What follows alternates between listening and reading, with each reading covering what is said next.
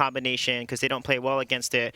In addition, Cath Baptiste, they gave that to Fnatic, so they need to watch out for that as well. And Dark Potato has a pretty good Baptiste. Yeah, that Cath Baptiste is just like a constant plague in the draft that every team has to watch out for. Make sure that at least one of the 4 bans will go in towards that, usually onto Catherine. But Baron going to be the first ban of this draft. This is interesting that G2, with Redick subbing in, they're having him sub into the captain role while Keanu Nakoa moves up to the carry role. This is what they did when Dark Potato had to be subbed out. They brought in Dingo and Keanu went into the jungle. Yeah. And I don't know if I really agree with this because Redick's, if you go back through the history of Vainglory, he was such a big playmaker, specifically with mages. And I think that maybe that could be why, because mages aren't generally played in the lane, but like he has a couple of 1 versus 3 outplay highlights on Sky and Scarf. And so it's strange to me that they're putting him to the captain position. Yeah, so let's see how that's going to play. Are they going to secure the Catherine here or the Lyra G2? Because I know they play a very good... actually go with the Vox and just pick them right off the bat. So Keanu's going to be on that Vox. It'll be very interesting.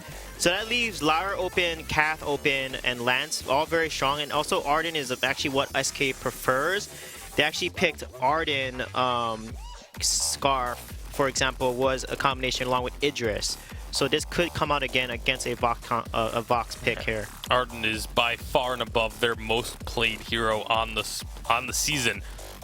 So I wouldn't be surprised to see that come out. It is going to be the Baptiste though. So a bit of a flex pick available for the side of SK, because you can rotate that into the captain position or keep it in the jungle for Tyrus, who we know loves his CP mage junglers. Certainly does. And the Baptiste we've seen have huge effects, especially in the hands of Tyrus, but across the board as well. But also what it does, it's a flex pick. You can play captain or jungle. And also, you don't ban Catherine. It forces your opponent to ban Catherine, or you get that combo. Now they pyro ban Samuel here, I'm assuming. Blackfeather instead. They don't want a CP Blackfeather going to Baptiste. So G2 now needs to ban the Catherine, because a Baptiste-Catherine combination is just extremely strong. You can just put any type of weapon power laner, and it'll be a pretty solid composition in general. So expecting a Cath ban, but in general, Vox, Baptiste, it looks pretty decent so far. Vox is mobile. As long as Vox plays aggressive and rushes the Baptiste, they may do pretty well. I think now with Catherine banned here, SK will probably secure the Lyra or the Arden. Yep, Lyra will be picked. And then now G2 have Samuel. They can now pick the Samuel here.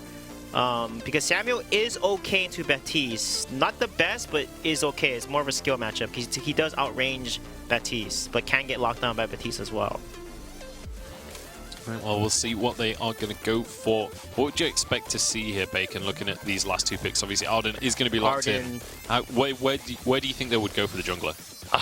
There's so many different ways they can go. Samuel, I think, would be a very strong pick, but I've always preferred to see Dark Potato on like more beefier bruiser in your face type heroes. So they could potentially look for a Krull, or I think Krull might struggle into Baptiste Lyra though. So it's likely going to end up being one of those mages, Samuel, Scarf. Yeah, Samuel, Scarf, most likely. Maybe even a Kestrel, but Kestrel we have seen quite a few teams kind of moving away from nowadays, but she's still a pick that can work into a Baptiste. Yeah. When we've seen Kestrel more recently, it's been in that lane, but the Scarf alongside the Arden specifically, we've seen that combo work wonders, and I believe that the week G2 won, they played that combo, I want to say. I may be incorrect on that one, but definitely a combo we've seen a lot of. 10 seconds for them to make their pick, though. They've not got a whole lot of time, and definitely like weighing up the options between these picks, but they are going to end up locking in the Scarf in the end. So now on the side of SK, Suijay, where do you expect them to go? Yeah, SK on B side, probably Idris is probably going to be their pick there, because they normally like playing the Idris combination with a CP jungler. So that could potentially come. If they want to play the range game against this composition, I could see Kvalfar on maybe potentially Gwen or Ringo come out here, but I think most likely Idris is such a strong carry. I can go with the weapon Kestrel instead. Okay, wow. So now the key thing is Scarf can only be the ultimate Dragon's Breath is the Baptiste Ordain and the Baptiste Fear is the only things that can cancel along the active camo. So if Scarf can avoid those and land a good ultimate on this team, G2 has a good fight here. And that specifically Scarf versus Batiste is something we've seen time and time again, and it's all about who kind of holds the ultimate longer. And I mean, we have seen the odd echo on Jungle Batiste. It's generally not been that successful, though, so we'll see whether that's an interaction comes into play. So looking at the early game then, which of these teams has to be proactive? Who has to be on the front foot here? It's both compositions are extremely even, and they both have very similar identities to them. You have that range, sort of a little bit of scaling in the lane, but then that hyper scaling for the late game, massive amounts of burst coming out of Batiste. I feel like they're the ones that are going to have to be a little bit more aggressive, though, because you have that earlier burst damage than what Scarf is going to be able to output. Would you agree with that? Batiste, Lyra need to win early. If they let Scarf get late, then Scarf is going to carry the game because outranges, outpokes, and Scarf is such a monster late game. Okay, so if you get to the late game, then what is it that you have to do to stop that Scarf from just running away with things? Like, if it gets to the late game, is the Scarf just straight up a win condition? There's no counterplay there? Like, how do you play around that? The only counterplay is trying to get one of those stuns or fears to land onto the Scarf. So trying to bait out the reflex block, or maybe go for that echo if you need it, just to be able to cancel the Dragon's Breath ultimate. So make sure that Dragon's Breath cannot burn you to a crisp. We'll see if they can make that pass. We do have one of the players just getting things ready before we jump on into this game. So I want to talk a little bit about when we get to that late game, with the Scarf as a pick, right? Obviously, this is something that we see in most games. They have to build up a lot of broken myth stacks before you want to commit to the fight.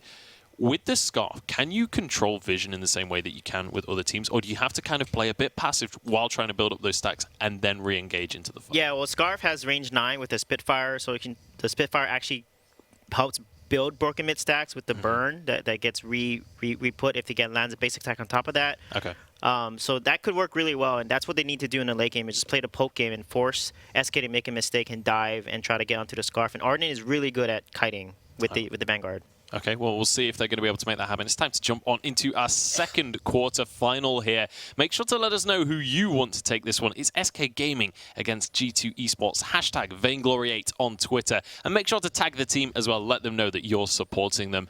But it's time to jump on to the map. So let's pass it over to our casters once more for SK Gaming against G2 Esports. All right, so it's going to be a pretty important matchup, I think, here, AJ, for G2 and SK. G2 sitting in that 6th spot will not be able to lose it on this day unless Salty Potatoes tomorrow is able to take down their opponents and then progress deeper into the Vainglory 8 tournament.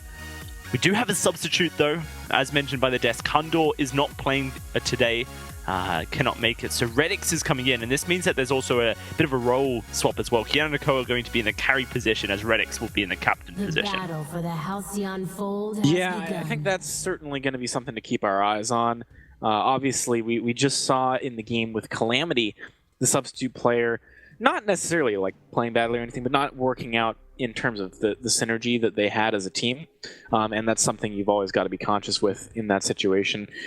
Now, from a compositional perspective, I do think it's worth talking about the fact that this is a very G2 composition, pretty much regardless of the fact that they're running with the substitute right now. This is the kind of composition they like playing. SK has a lot of raw power, but not all of it is power that synergizes quite as nicely. Batiste and Lyra, yeah, that's a great combo in terms of fighting early, but in team fights, like, how do they sync up? It's not necessarily the strongest combination.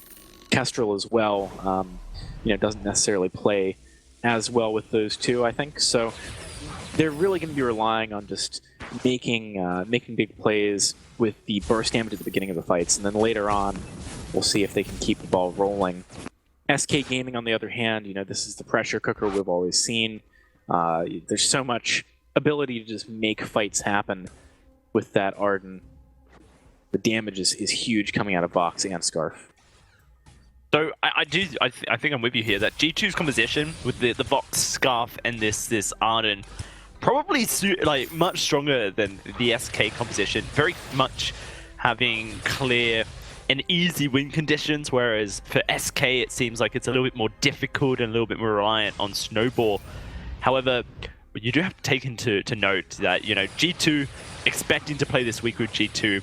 Some tweets from Kiana and Nakoa saying that they've invested so many hours into practice as they knew that these games this week would be so important to their seeding, to their chances of making it to the Unified Western Live Championship, and then not to have Hundo play last minute definitely can just really throw that spanner into the works as far as your in-game communication, your mentality going into games. And despite having perhaps the strongest composition on the day, maybe it will be still plagued by the fact that it is Kianakoa in the carry position. It is Redix joining them on the Halcyon Fold. Yeah, it's a very good point. We'll see if they can sort of maintain their composure. G2 is an old organization and team in Vainglory, though. All of these players have been around the block. They know how to deal with tilt, or at least you would hope that they do. I certainly don't feel like they're the team I'd point a finger at to say this is the team which really crumbles under pressure. So maybe they can make it happen regardless. I do think that they are going to be aided significantly by the fact that their composition is very linear. You know, the things you want to be doing with Arden, Vox, and Scarf are pretty evident, and so it's hard for people to not be on the same page, almost. Mm-hmm. You know, it really is... It's not an autopilot comp by any stretch, but it's definitely one which has very clear strengths and weaknesses. That being said, I do think that what SK has, although not necessarily the most cohesive, coherent plan, is a composition with a lot of disruption in their kit, and that could really make it be the thing which causes the lack of perhaps coordination from G2 to be an issue, right? Because you need to be able to react very quickly to Lyra blinking and messing up your positioning, or Baptiste Fear, or Kestrel and Stealth, and how are you going to deal with that? You're going to give the guy Crucible so you can walk over the active camo safely. All those things are considerations you definitely have to keep in mind. And that's where I think the biggest window for exploitation almost of what's going on with G2 right now is for SK Gaming. G2 having a really rough split, rough season.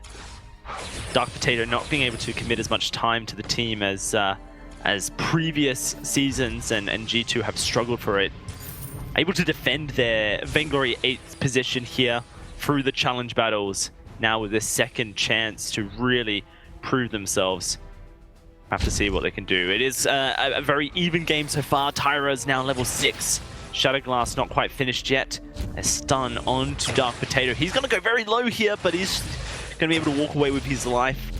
Yeah, Nakoa getting poked under the turret. The range advantage right now for SK Everton, as Dark Potato cannot really participate in these fights. There's no real healing on the side of G2 until Fountain is completed, and Redix is sitting about 100 gold away from that, so not going to be something he can deal with. Tyra's just executing on the fact that no one can really contest them. Redix going very deep in the lane. Kavalafar is baiting the bait. That's going to be a ordained on to Kiana Nakoa, however, and so Redix will be able to walk away.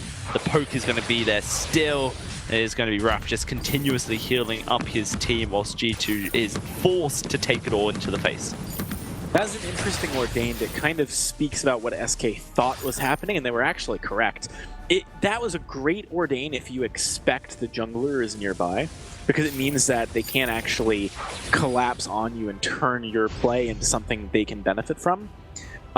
Whereas ordaining the Arden, sure, might give you higher odds of just finding that pick, but it's risky, because if there's a jungler nearby, then Vox can back up the fight. So yeah, interesting stuff there actually from SK. Really high-level thinking going on, and it was the right decision in the end. Even though they didn't get the pick, they put a lot of pressure on. G2, question is, can they stay in this game until the later stages? I think that's what you got to be looking out for here with their comp.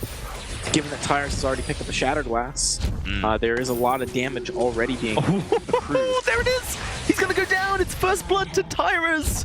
You were saying it, AJ, and it just came to life. The burst on this Baptiste, and now this turret under fire as well. I don't think SK are going to give up their harass onto it. The minion wave does get taken out very quickly with this Scarf, but they just have so much poke and siege available to them that they can look to keep it up.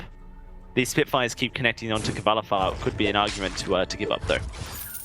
I mean, at the moment, the Wrath has so much sustain in the early game. The base heal on Imperial Sigil is pretty huge. Kavalafar is doing a great job of landing poke, by the way. Something absolutely critical about the Kestrel play in this kind of comp. She's the one with the longer range poke damage compared to Baptiste, so she needs to set up for the plays. You know, she needs to be able to have them already weakened, so if they commit, you know, opportunistically, Baptiste can find the kills, or they can make space to push the turrets and make it safe for Baptiste to go close enough to land the bad mojos. It's very important that your Kestrel's doing work. Oh! One shot, and it's Tyra's finding the kill as well. That is beautiful stuff coming out of SK. They are just going to take down Keanu Nakoa again. Really putting the pressure onto Keanu Nakoa as he is out of position. Can really just start the snowball mentality in the favor of SK. Now looking to try and get this turret as well. Need to push these minions in, but Scarf is clearing the wave up nicely. I don't think the heal does actually affect the minions. Raph, though, will be able to get in range. Can they get the turret on this push? No, they cannot, and they put that Ordain down to stop Keanu Nakoa chasing on forward. A Gauntlet will catch up Raph. Cavalifar, though, stuck in it. Good Fear provides some space. Cavalifar laying down the damage. Dragon's Breath, though, going to come out of Dark Potato trying to find the kill, but Fountain keeps everyone healthy on SK. And oh, the burst coming out of SK as well. Almost finding the kill onto the Scarf. One shot's up in 3 seconds. Does he have enough energy to actually pop it? He does. Not going to go for the execute, though. Everyone's healed up a little bit too much for that. Yeah, interesting series of events there. Both teams playing on a knife's edge to be able to actually get out of there without going down. Impressive stuff either way. Reddick's got to be careful, though. Tyrus doesn't have a ton of energy. That turret is literally 1 HP there. Maybe 2. Maybe 2. If you sneezed whilst backporting, I think it would go down. Yeah, I like the fact that G2 didn't really mess with trying to keep that one alive. Was never going to be worth it or work. I would have liked to see them actually just back away immediately to the jungle for the farm instead of delaying a little bit there. SK, they do get a gold mine as well off that turret push, so they get a ton from that. It was a very long series of events, but it is important to be able to break it down, I think, holistically. And what you need to realize is that by G2 making that initiation in the lane, they actually gave up that turret, and they actually gave up that gold mine. They picked a fight they couldn't afford to, put simply. That is something which I think does speak a little bit to perhaps the mentality of the team right now. When you practice this comp a lot, sure, there's going to be times where any comp is able to make a play in the early game. But you got to realize this is not a composition designed for that. And I do think that G2 were jumping the gun a little bit, trying to go into the gauntlet and make something happen, when they could have just continued to play a little bit defensively and have not given up so easily those objectives. There's going to be another siege set up for SK here. Keanu Nakoa is going to just get melted down. Reddick's late to the fountain, and G2 going to lose their carry. Gauntlet will be issued, but it's not going to do anything but just force SK away from the turret for half a second. They can just regroup and re-harass. Turret falling very low before the shield even gets procced. And once more, SK are in a position where they are sitting great.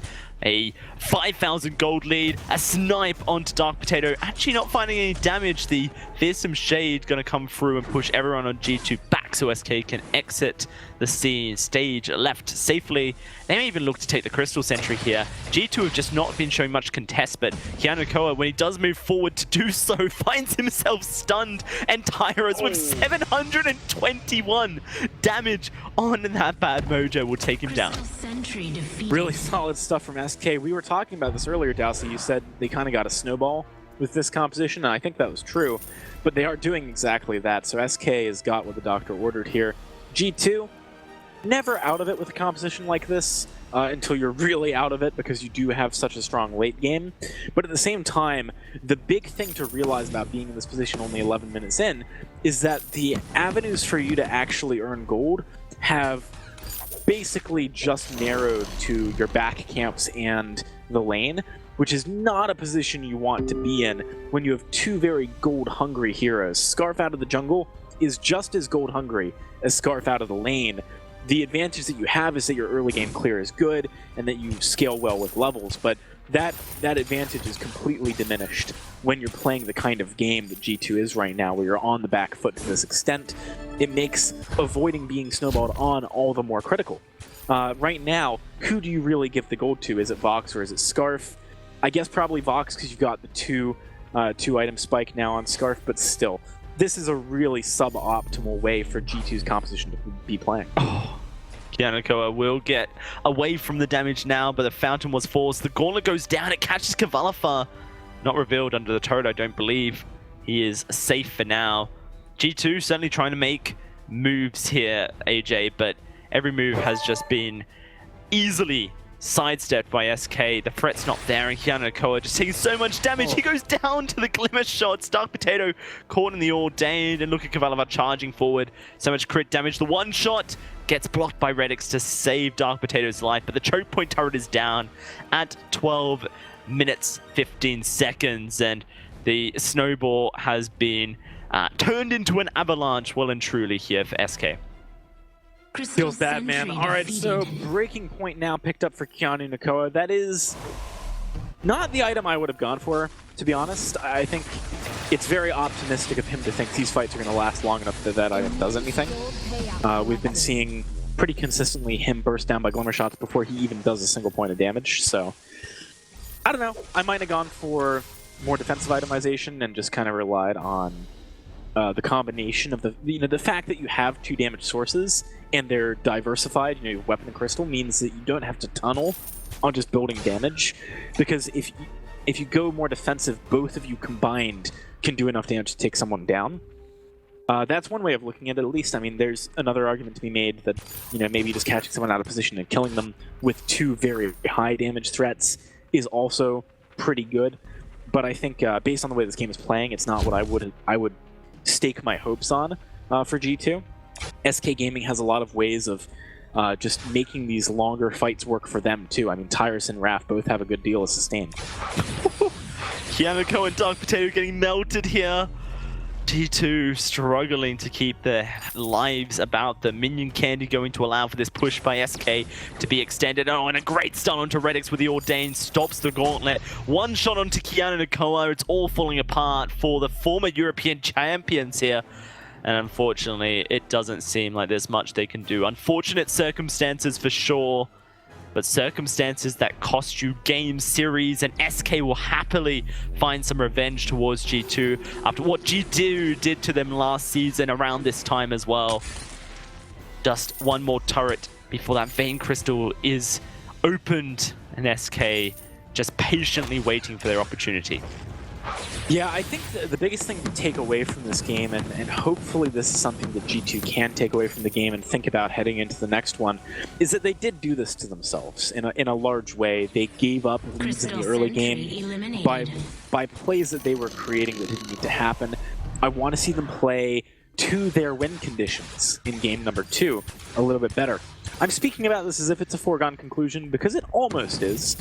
There is a possibility that there's a comeback, but it's definitely going to be very tough for G2 to do that. Well, there's the engage. Kiana Nakoa will get melted. That's Redix now going to be taken out as well. And only Dark Potato left remaining, and the Ordained will trap him into a one-shot, into a double kill for Tyrus. There's the ace coming through, and the conclusion has been gone. I'm not sure that's how you say it, AJ, but regardless, it is just going to be SK taking down the base and finding game 1 of this series. Unfortunately for G2, they are going to have to play the next game much more confidently in a tough situation. Head high going into game 2 is much needed. Yeah, I'd like to see G2 just buckle down. You know, don't get overly tilted by this game. I think it was their mistake that caused it to snowball so hard, but at the same time, you know, SK really strong stuff to actually capitalize on that as effectively as they did. You know, G2 composition-wise had what they needed as well, so maybe, you know, just pick the same thing and play better in game 2. That's a possibility for G2 as well. Well, let's throw it back to our desk here, AJ, to see if the analysts have any words about game 1 here. Well, we said we had to look at the jungle matchup, and Tyra's absolutely dominated it. 6-0-2 on that. Batiste ran away with things, and I don't want to call him out, but I feel like we have to talk about Keanu Nakoa here, right? 0-6 at the end of the game. His teammates only had 1 death each. I feel like we wouldn't be doing our jobs if we didn't bring this topic up, right? Yeah, I think it's something that has to be brought up, but it's in a way that it's... When we were in the draft, I was like, it's strange to me that Redix is marked as the captain, because they talked about the fact that they've been practicing so many hours the last few days, like the last week or so, to get ready for this week. And obviously, yes, Hundor not being in the lineup for them to start is definitely a massive impact to that. But you've been practicing, you'd have to assume, with Keanu as the captain. And it's very difficult to make that transition from one role to the other when you've been putting in so much work in one specific role. If you're just playing in all 3 different roles, like sporadically while in solo queue games and stuff like that, it's not as difficult to make that transition. But when you have been just grinding away in one role, to then have to come in and play a drastically different role, it's really tough. And I'm very confused by the fact that they have Redix playing as the captain when they've been practicing so heavily. I mean, that could be something they changed going into Game 2, but I mean, Squeejay, was this just a straight story of a snowball here? I mean, look at Tyrus and how he plays the Baptiste. He gets the Ordain and the Fear, killing Keanu under the turret.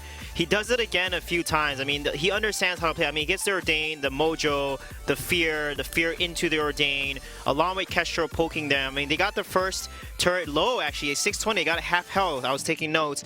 And then at 10:30, you get 2 turrets, 12:30, 3rd turret, 14 minutes, 4th turret, and the game was pretty much over from then. Baptiste was level 10 to Keanu's level 7. So they just snowballed it with Lyra and that Kestrel and Baptiste poke really, really well. So that Scarf never got to late game, and Keanu just got shut down in terms of all the deaths in lane, unfortunately. Yeah. He got killed under turret a lot. So couldn't farm up. And I think a key thing to take away from this game as well is SK really showing like how you capitalize on kills, how you take something off of a single kill, because we only saw one actual team fight. It was right at the end of the game. The rest of it, they would just get 1 kill onto Keanu and then take something away from that. Like make sure that they were getting extra objectives and snowballing that lead. It's not just like when you say snowball, people think of a game where this team composition just keeps on killing the enemy team, but it's not about that. It's about transferring that into more goal. Yeah, and the fact that they were able to do that with only picking up 1 kill. So many times we see teams, they'll get 1 kill and then either try and chase for a second one or just back off, and they don't really try and make an objective-focused play unless they get 2 kills or force 2 recalls or something of the like, whereas SK able to do so with just knowing their strengths, knowing their limits, and saying, okay, we got 1 kill, we can force an issue. They cannot fight us 2 versus 3, so make something happen. It was really well played. Yeah, and a lot of that as well is down to that Scarf jungle. If the lane has gone down, the Scarf isn't in that early game going to be able to fight at a 2v3. You don't have that early game pressure and damage. So looking towards this next draft then, obviously we've talked about the fact that, or the casters talked about the fact that the draft for G2 wasn't the issue, right? Like, do you change the draft anyway to try and have some kind of early game presence just because, you know, snowballing in Vainglory is very prevalent? Do you just have to try and go for an early game composition to maybe shore up some of the weaknesses that this team is feeling right now? It's just understanding what you're up against. When Kestrel got her 2 tier 3 items, Baptiste got Shatter Glass, right? Lyra had Fountain. That's when they start pushing their power spike, and then that's when they got a lot of kills under turret. Even when there was 1 kill on 1 person, they still have so much poke and damage and sustain. They're able to take these objectives, take gold mine. They had a 6k gold lead at 10:30 mark. That's how SK played it, and then G2 needs to identify that and counter it. They never made a play with the Ardent Gauntlet. They just kept constantly getting poked. It was like there's no decisive shot call. They need to get on somebody. And when the Ordain is down, then engage, right? A lot of times, Tyrus use Ordain and didn't do anything with it. They have to then engage, block the fear, and then get a kill on Kestrel. You know, things like that, they need to counter-engage. And they just keep playing the passive, get poked all day, they're not going to win. Yeah, especially against something like a Kestrel, as you mentioned. Like, you can't play passive when there's that much poke coming into your lineup. Every arrow does so much damage. Yeah, it's so difficult to just sustain through that. But you've got to assume that right now, morale in the G2 camp must be at a pretty low point. How do you reset going into Game 2 here? Because, you know, off of a loss, because that wasn't just a loss, right? They didn't get a kill, they didn't get a turret, they didn't get anything. Like, that was a complete shutout. How do you get yourself in a decent mentality once again when you've got a substitute and you're not able to get anything done in the first game? The key is to do something that's very difficult, and that's have a very bad short-term memory. Just forget about the game.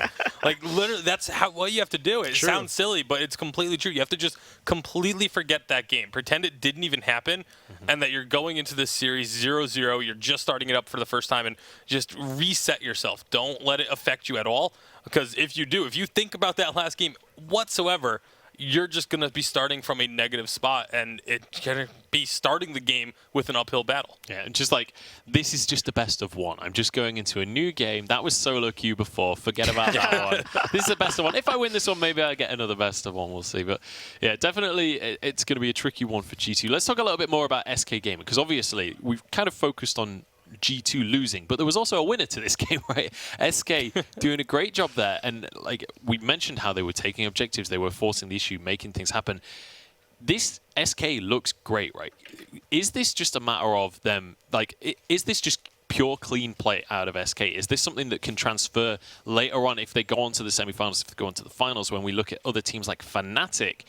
Is this play clean enough? Like, are we seeing any little mistakes that they're making that they need to shore up moving on into the later series? Yeah, it's really clean. As long as they play correctly, like Tyreus just knew his power spike with the Ordain combo, right? And Kestrel poking and Lyra healing. They were playing to their comp's win condition really well. As soon as they got a kill, they forced the objective. They poked the turret really low. What's impressive is good teams know to do that. They want to get turret damage whenever the enemy team gives it. At 620, the first turret was already half health. And then they took the turret when they got the item power spikes, and they just kept pushing turret, objective, and just snowballed it. And then Baptiste level 10 to a Vox level 7. Vox doesn't stand a chance. Keanu just blew up because he was so underleveled. Yeah, for sure. And I just want to also, I want to update you guys at home. One of the players currently suffering technical difficulties, so we will be into the game as fast as we possibly can be, but we're just waiting for the players to all be ready to jump on in. Obviously, don't want to start a game that someone's going to disconnect from and have all of those kinds of issues. We'd much rather these were fair and you know, competitive integrity and all those other buzzwords. Let's talk about how important this game is for SK, because it's not just about their matchup against G2 here for SK. Let's remember that these guys are in a three-way tie right now, although technically they have an extra point, so they're above the tie. They're now on 20. But they've started this week in a three-way tie in second place with 19 points. Obviously, they've got one win on the board. You know, if we're very objective, it looks like this might be a series win to them as well. That's got to be huge for them moving forward. It looks like it initially, but The savior I've gotten has word come. that Hundor has returned. Hundor has gotten back on before the draft Lord has of the started, Rings. No, so kidding. he will be able to subbing in for Hundor's Redix like, now. Hundor's like Gandalf on the top of the hill with the Rohirrim behind him. This could be... No, seriously, though. This is a big deal. Like, No, it is huge. Let's This is bear in what they've mind. been practicing. Again, they said we've been practicing 6+ hours a day. And that's not been to the get case ready for the for whole this. season, right? Hundor wasn't available to practice last week, and Dark Potato the weeks before that. They've not been able to be the G2 that we know. They've not been able to practice and have that cohesion. Now, Hundor's back. They've had this week of practice. Obviously, it's an uphill battle, but this is huge news. If you're a G2 fan, you've got to be rejoicing at home right now. Let us know. #Vainglory8. But, I mean, how does this change things? If you're SK going in here, like, how does this change your perspective on the game? Like, do you have to totally change everything here? I think if you're SK, you don't let it affect you. You play just the same as you did. They played a very clean game, and if you play that cleanly, it doesn't matter who you're up against. You're going to have a strong showing. For G2, obviously, they're going to be a wave of relief, very likely, washing over them, but they can't be too overboard with that, because if you start to feel too confident or too comfortable by having your carry back, you can go a little overboard with it. So they do need to, obviously, they'll be very happy to have him there, but they do need to still play up to that level. Yeah, now the draft has started here. Looks like Grace will probably be banned. Normally, G2 bans Grace on that B side historically based on draft history. So let's see if that does come out. If not, SK is definitely going to take it. Oh, they're going to ban the Vox instead. SK is going to take to Grace. Now they need to pick, hopefully, Lyra Sky combo into this to counter it really well. SK can play a dodge or Grump Jar really well. There's so many comps that can run with its Grace. Very dangerous to give SK Grace. I do like the Baron ban because Baron is a respect ban for a lot, because he's so strong in the meta, and Hundor does have a good Baron, so maybe that's something that they have been practicing lately. And that Baron A-side ban is coming out a lot. Lyra's going to be picked up here, and let's see they ban a Dodgy or a Grumpjaw here, potentially, and then pick up a weapon power laner such as Idris or etc. Yeah, we'll see what the option is going to be. Obviously, with the Grace and the Lyra both picked up, Catherine is no longer that crucial ban that we've seen in previous games. Obviously, with that Catherine Batiste combo that we keep on talking about, it's like that terrible cloud looming over it. But when both captains are locked in, it's no longer an issue. Batiste and Blackfeather are going to be the bans. Yeah, the Batiste ban makes a lot of sense. Tyrus was just so clean with it in game number 1. So you want to make sure he's not going to have that comfort pick. Now, you'd have to assume Idris and Kestrel are going to be the top 2 laners left, with Blackfeather taken off the board. There's a possibility for a lane glaive as well. But Probably Idris, I would say. Yeah, the Idris just would have so much priority. You can see there Kavalifar, it's his most played hero, and they're going to leave it for him. They're giving SK the option for Kavalifar to play his most played hero. Yeah, he can play with a Grace. CP Idris with like a weapon Grumpjaw. Oh, they're going with Fortress? Wait, what? That's got to be CP Fortress, right? Probably CP Fortress with potentially an Idris. Intriguing. Or maybe something else different. They're going to surprise us. Who knows? So let's see how... Wow. I mean, CP Fortress into Samuel Lyra. I mean, Fortress does counter the Lyra. Maybe they might do a weapon Grace, potentially. Please, no. And a Captain Fortress. It could work, theoretically. We have to see, right? So this is a very interesting draft from SK. I like it so far. It's interesting to me that they're using bonus time for the second pick. When you lock in the Fortress like that, surely there's like a very clear, this is what the game plan is. So then to use bonus time after that, that's curious to me that you wouldn't use bonus time on the first one. Yeah, very interesting. Obviously, Idris is still open. Like, Idris would work with this composition, because Fortress... Yeah, if you take the Idris here, I mean, it's all-in diving. You have Grace to help with that all-in. Fortress helps with the all-in. They could do a Dagio, too, potentially, if they're going to do weapon power Grace. That could come out. The Dagio Fortress, pretty strong. It was a good comp back in the day. Oh, Scarf. Scarf, weapon power Grace. This is such a weird composition. Why do you do this to me? This is a really weird composition. He might be lane Grace. Might be a lane Grace here. Or maybe a weapon Fortress. I mean, I don't know. Kavalifar is going to surprise us. Who knows? At this point, whatever we call this, it's going to be theory crafting. I'm assuming it's going to be the weapon Grace in the lane with the Captain Fortress and a jungle Scarf. I'm not a fan of it, but... I mean, if anyone can make these off-meta picks work, it's Kavalifar. He's been known for doing this. Back when Lance first came out, he was the one that played the Lance in the lane. It's going to be Krull as the final pick for G2. So... is that going to put Samuel up in the lane? Like, Samuel lane, Krull. But this is a weird Krull draft. actually is not good against Fortress because the Mortal Wound and the Bleed, like you can actually beat a Krull and kill him because of that Mortal Wound and the Bleed stack being procced.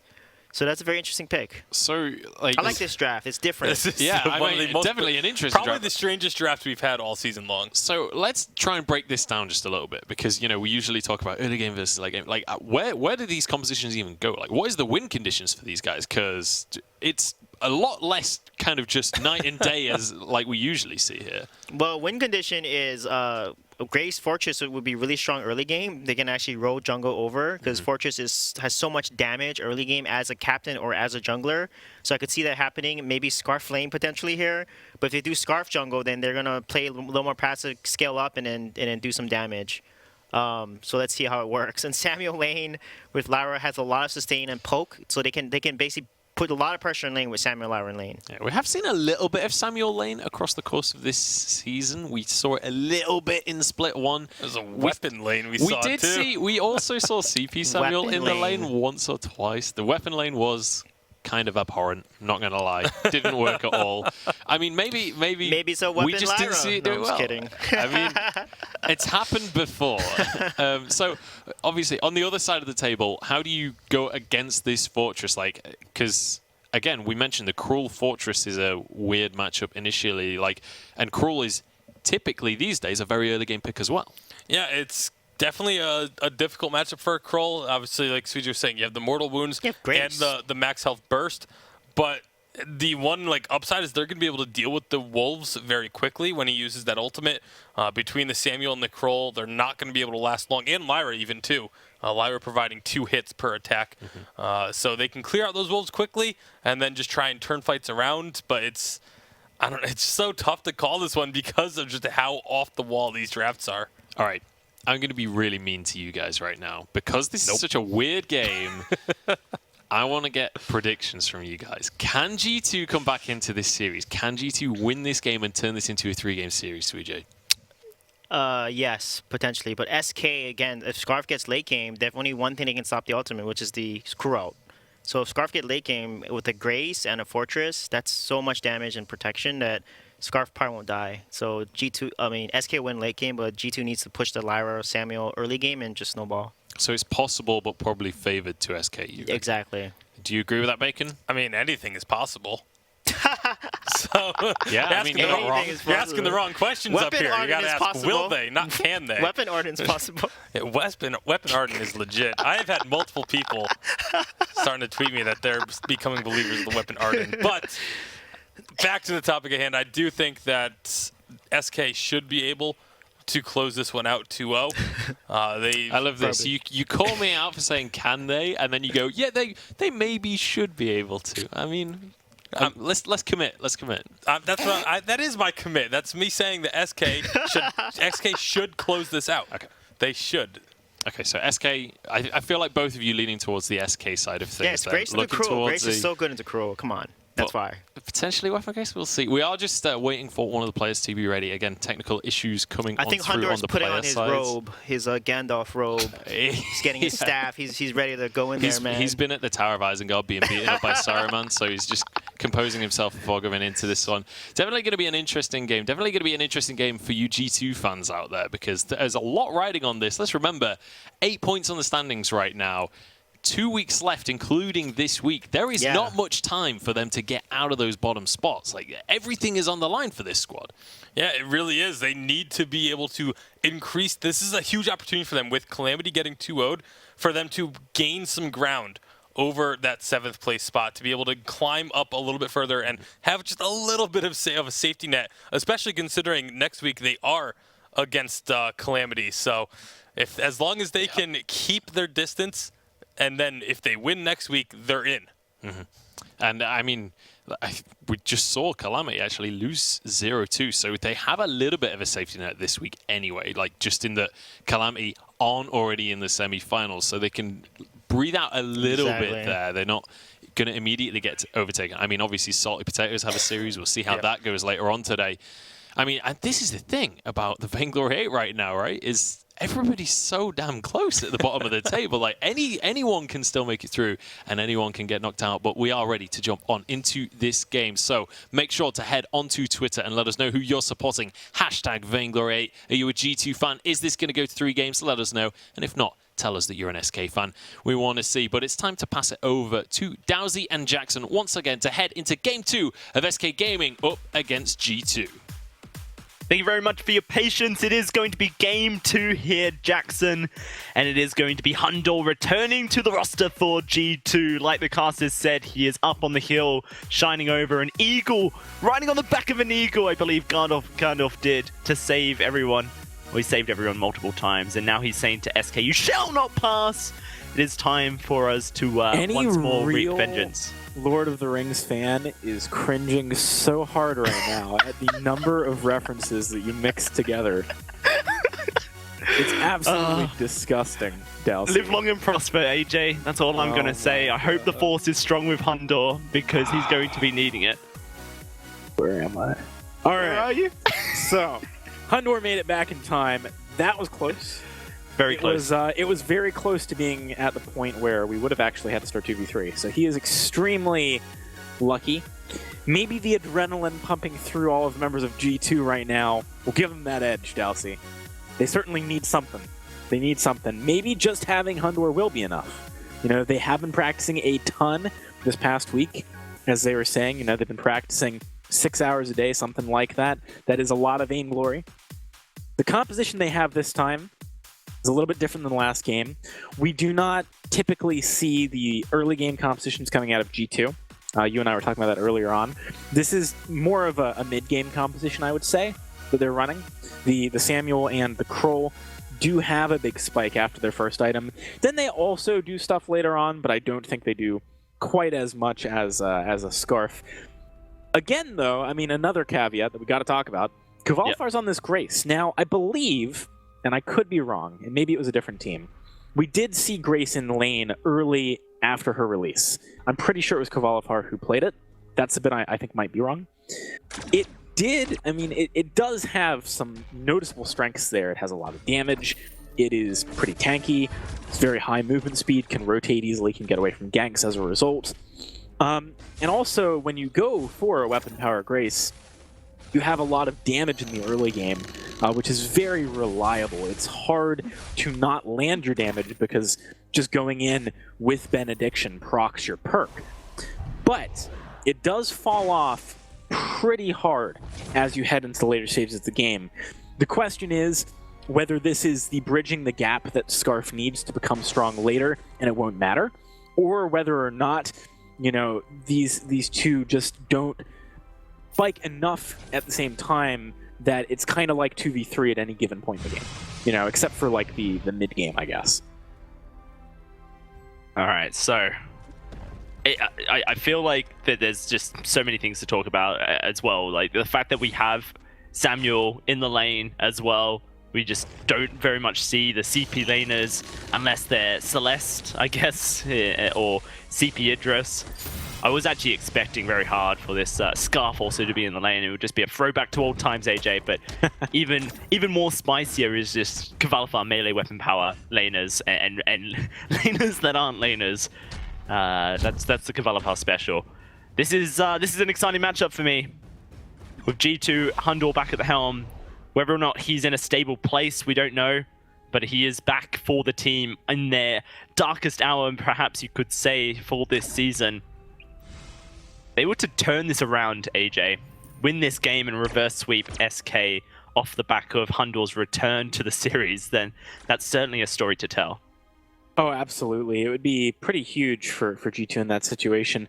I do think that their composition probably has the overall edge, but it's going to rely on them not conceding any early advantages to this Grace. It's going to rely on them being powerful enough in the mid-game to disrupt Scarf from snowballing out of control then. There's a lot of windows of opportunity that SK has to just, you know, solidly lock this one in. So I'd say the onus is on G2. I guess that's a good way of putting it, right? Like the onus is on G2 to actually win this game, because SK has the ability to play pretty safely and still be very, very strong. How strong are we thinking weapon power Grace is going to be for Kvalifar as this game goes on? I remember when they played weapon power Grace in the jungle Tyras, it was the first week Grace was enabled for Vainglory 8, and it didn't feel like it was that impactful. Now, if it was Kvalifar to play weapon power Grace for SK in previous times, then I've missed that. So I can't really comment on whether or not I know this well. Certainly, I've seen weapon power Grace have impact, but not on a competitive stage. We are going to see a gank coming out, though, for G2, and that is going to be Kvalifar trying to run away. Boots popped, running around the corner, but a nice speed buff, and Keanu, Hundor, sorry, Dark Potato to jump on in. Kvalifar will go down. It will be first blood over to Dark Potato, and the weapon power Grace seemingly finding some difficulty. Not an ideal situation when the pick you kind of took for the early game falters. Regarding your question about, you know, this weapon Grace, as the game goes on, as in the late stages of the game, in the late mid stages of the game, it really is fairly weak because your ultimate is it doesn't really do anything. You're not tanky enough to safely channel it. Keanu nearly going down there. Held my breath. You're not tanky enough to use your ultimate, so you're kind of pretending you have two abilities. You don't typically want to use Holy Nova unless you have to, because you're actually taking yourself off of basic attacks for the entire duration of the channel. It's kind of like Weapon Samuel, a little bit, but better. Right? Weapon Samuel is a hero that has good synergy with Weapon early, and then no synergy later. Grace is more like great synergy early, medium synergy later. You know, you tend to build into more of a bruisery path where you become a little bit tankier and run point for your Scarf here. You try and intervene when your opponents dive onto him. It can work, but it definitely falls off, and its role really changes. which puts a lot of pressure onto Tyrus to actually be the main damage source. And his gold income in the jungle is not necessarily going to be the highest. So this is an interesting game. I personally would actually swap the laner and the jungler on SK after the first item is picked up.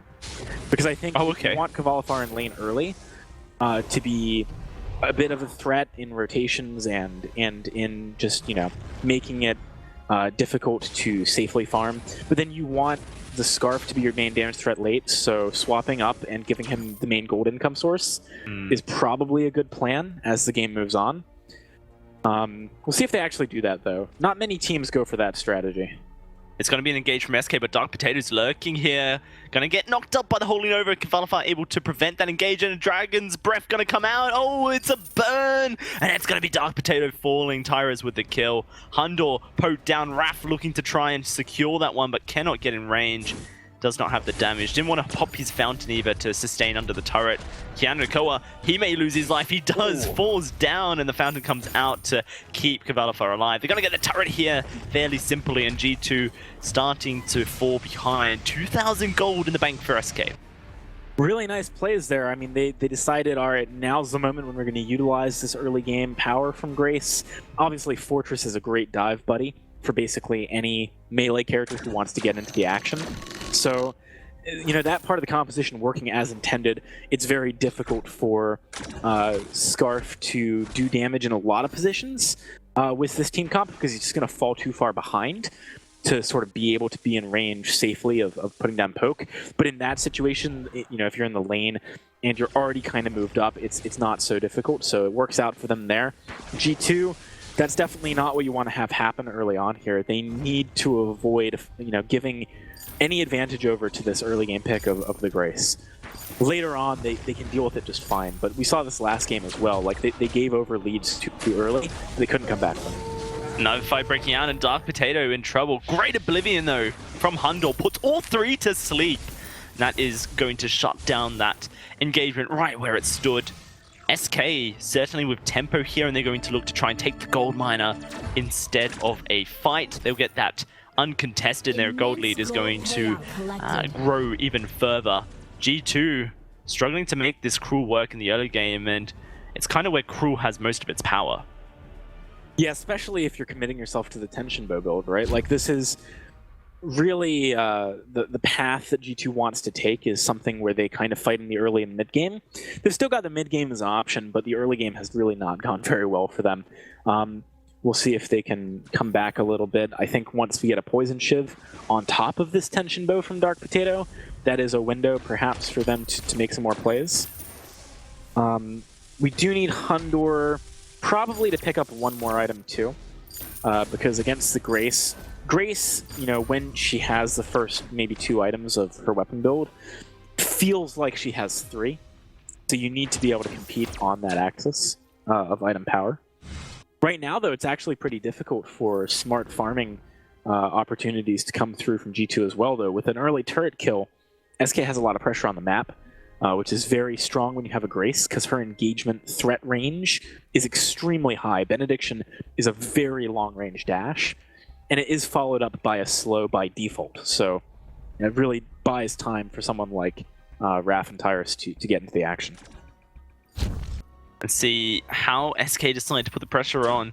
I guess the one thing that they've got going for them as far as win conditions are concerned here, AJ, is that, yes, Grace will fall off in damage late game, but they've got the best late game damage CP carry in the game, arguably in that Scarf. And so once we do hit that stage, the pressure will be on Tyrus to be able to output that damage, but we've certainly seen that Tyrus is one of the top performing junglers in Europe, and that kind of pressure he can meet very well.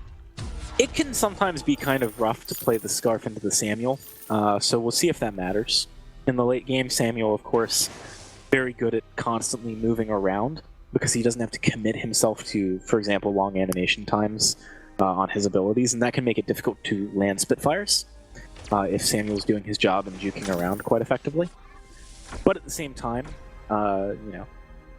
do have some element of prediction there with the Drifting Dark. You know what direction Samuel wants to go in. Makes it a little easier. SK, they've kind of taken their foot off the gas pedal here, and I wish they'd put it back down with force. I do think that they need to, heading into the mid game. Oh, ooh, shut down by Brett Bowick though. Here comes Dark Potato from the side, looking for Tyrus, but a good block from Raph gonna stop that from Hell's Heart. The Dragon's Breath being wound up, the Oblivion will go out, and it puts the Scarf to sleep. Hundor, a second huge ultimate from him, but Kavalafar's not done yet. Dives on in, finds a lot of damage. The burst as well that comes through. Once he gets that Poison Shiv built up, he can actually apply mortal wounds to all three with the Retribution auto attack. Yeah, that's pretty nice. That's going to be a good situation, sure, for SK.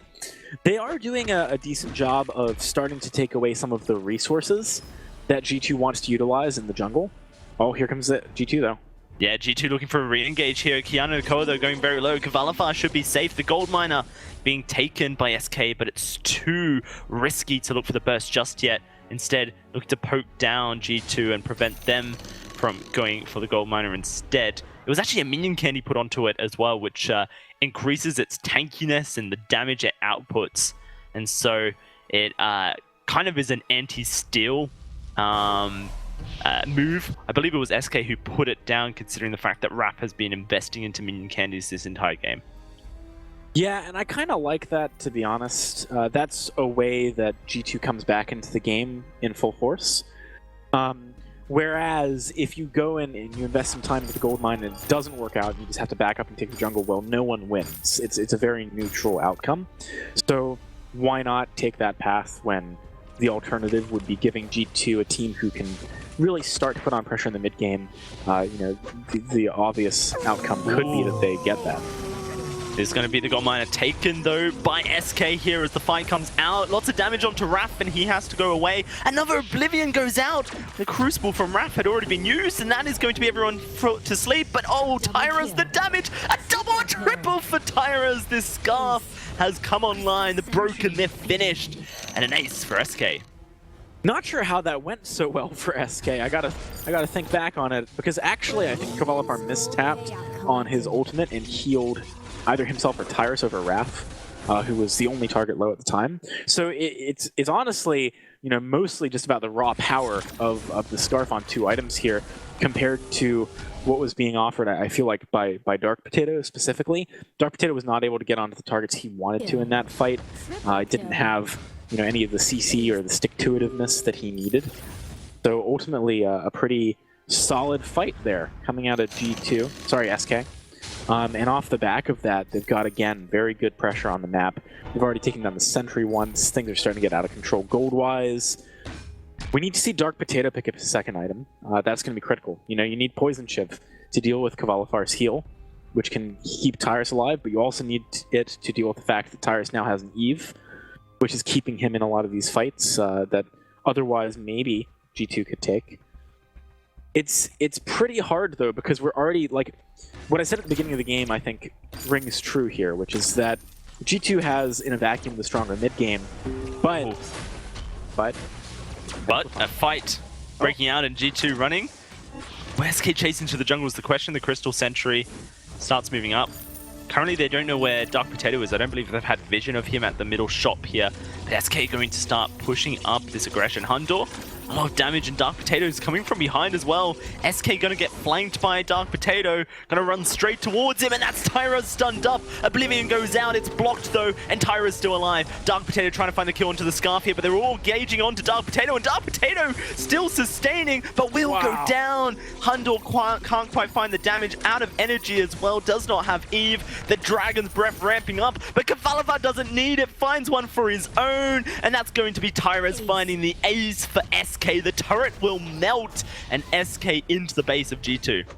Straight up, if a Poison Shiv had been there on Dark Potato, that fight goes differently.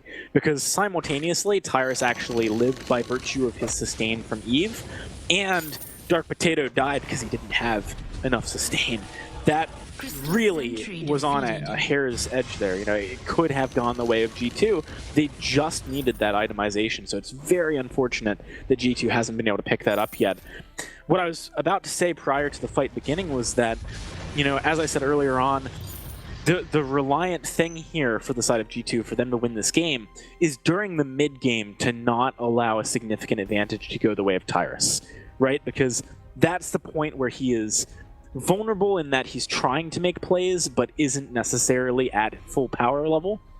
Unfortunately for G2, every single fight in the mid game has gone the way of SK Gaming. Tyrus has very Tyrus is caught here, AJ. He's taking a lot of damage. The heal comes out from Kvalify to try and keep him alive. The Oblivion's there. It puts him to sleep. No, it's blocked, but it's enough to kill the Scarf here. G2 winning the fight. Perhaps they can continue this aggression. Kvalify, though, wanting Keanu, almost finds the kill. Slows Hundle, and Raph gets in range. Hundle, drifting dark, finds one.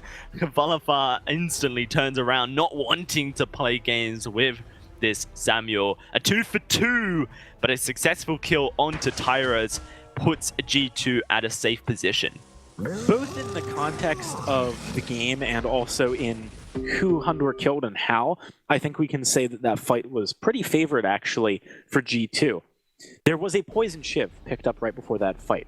Worth noting, because it really did make all the difference in actually being able to kill Tyrus, which is Dark Potato's job. That's the thing that he needs to do in these fights.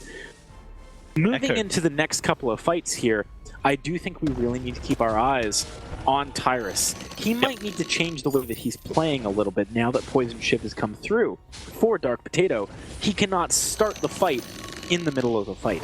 He probably needs to focus on poking and just make G2 hard engage from a position where they actually have to travel quite some distance to get that down. Kvalify is weapon powered Grace, but has purchased an Echo here for the second heal onto Tyrus.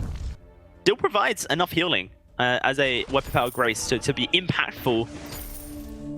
And this is also something to watch out for. Yes, the Poison Shiv will cut that healing down by 33%, but it's going to be a double heal coming out, and maybe the double heal is enough if channeled to just give the shielding the 40% damage reduction as well as the heal so Tyrus survives, because you can't negate that damage reduction through Poison Shiv. SK in the lane here. I actually really like this ult, by the way, from Kvalify, because the thing is, normally if you go heavier into weapon power than just the 3 items that Kvalify has gone, your heal really doesn't do much, and by the time you're ready to use it, you know, you're at risk of just dying. But by going for an Echo, what you're saying is, I'm going to go in and I'm going to use Benediction. I'm going to get the one big burst of damage down because of the weapon power that I have. And then afterwards, I'm kind of transitioning role. I'm just playing Interrupt. He's actually maxed his ultimate instead of the Holy Nova as well, which on a weapon Grace is kind of interesting. I think, yeah, I like the fact that he's kind of mitigating the weakness of his heal in this build by just saying, I'm gonna heal twice. Lots of damage coming out. Dark Potato, though, charging forward. That's a great Holy Nova, but blocked up by Dark Potato. Here comes the Dragon's Breath flying out. Oh, that's lots of damage for SK. 1-2, looking for the third. It's a double kill, and it's an ace for SK with the minion wave pushed up here, AJ. It's all done and dusted. Last season, we saw G2 upset SK 33 HP forever on that Vein Crystal, which resulted in SK dropping to third.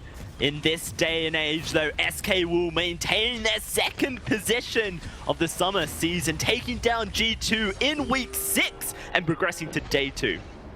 Sometimes the Balrog gets Gandalf. What can you say? Hundor not able to come in at the last minute and save his team here. From top of the tables down to the position that they're in right now, G2 has had a tough summer season.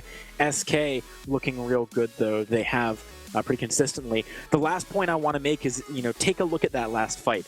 How did Tyrus position? That was the adaptation they needed to make in order to win this game. Pretty incredible stuff from them. I like the innovation. Can't wait to see what they bring to us tomorrow. Let's throw it back to our desks to see if they have any further thoughts to add to this SK win. All of my thoughts about this series are Tyrus dominating right there. 7-1 and 4 final scoreline. He had an exceptional scoreline in game 1 as well. G2, the sad story continues, unfortunately. 2-0 to SK. Hundor was not enough for them to get back into that series. And once again, we talked about it before the game, the late game Scarf, just once he got those broken myth stacks, those Dragon Breaths just melted away the enemy team. Yeah, I mean, there was really only one way for G2 to get onto the Scarf, and that was via the Krull. And if Krull got onto the Scarf, no one could follow him up. No one else could join that. Samuel was just getting his Malice and Verdict's body blocked by Fortress and Grace constantly, and it was so incredibly difficult for them to take down Tyrus. He would get low, but just not low enough, and then would just be able to turn things around.